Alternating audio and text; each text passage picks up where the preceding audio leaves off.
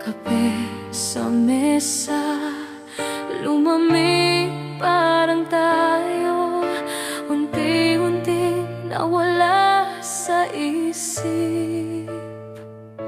Nakapagtataka, paano tayo napunta sa dulo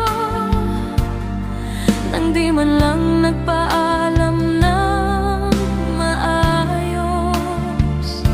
Nakapagtataka kahapon, hawak mo pa ang kamay ko ngayon. Pangalan mo na lang sa telepono.